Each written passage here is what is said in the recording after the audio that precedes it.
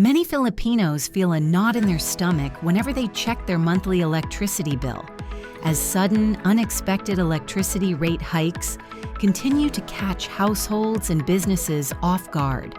This is called Billshock, a phenomenon that often pushes families to adjust to limited budgets and forces some companies to manage their spendings.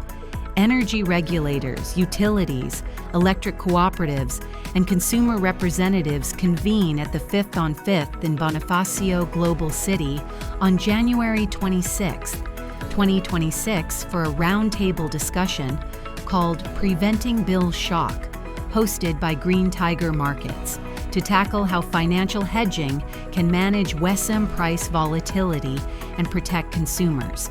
Our central question today is simple but serious. Do we continue reacting after price shocks happen, or can we design smarter tools to manage risk before they hit? Forward markets and financial risk management are no longer abstract concepts.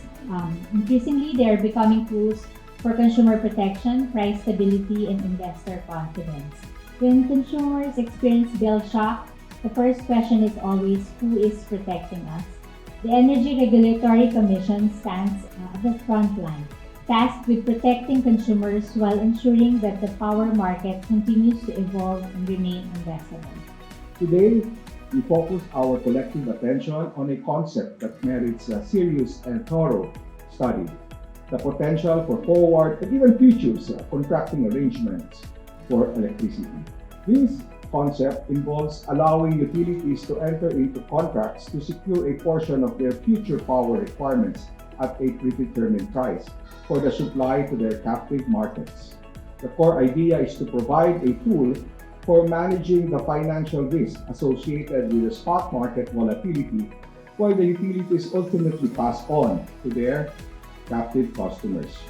The forum had 3 panel discussions, centering on the consumer's perspectives on the consequences of bill shock, ways on how DUs and EC can utilize financial hedging, and perspectives from the DU and EC community. I work on the energy procurement side, and we need to be able to procure, we need to have a perfect strategy for energy procurement such that when there are locators that come to us, we need to be able to tell them this is the cost of the price. I cannot go to a locator and tell them, to a tenant, and tell them, it might be 5, it might be 6, because they will not come to me. With those 3 levels, purpose, limits, and review, effectively that makes a hedging policy boring, which is the intention. It's supposed to be a strategically boring tool that creates certainty, protects the consumers, and stabilizes utilities' cash flows both in and out. I think we all agree that low-cost electricity is very important to the growth of an economy as a starting point. Look, NPC was losing 12 billion pesos in the early 2000s, so it was a huge loss. And the Philippines was forced to look at options in terms of firstly the supply stability as well as just getting the price right, because that's a loss every year the government has to get from their taxpayers, which is all of you. What you do is you hedge. You hedge internally, so you project forward in terms of your demand, and electricity is reasonably stable. You can do that. You know your customer base.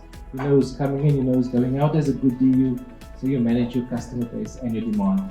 The forum also underscored the importance of transparency, data, and clear public communication in mitigating bill shock.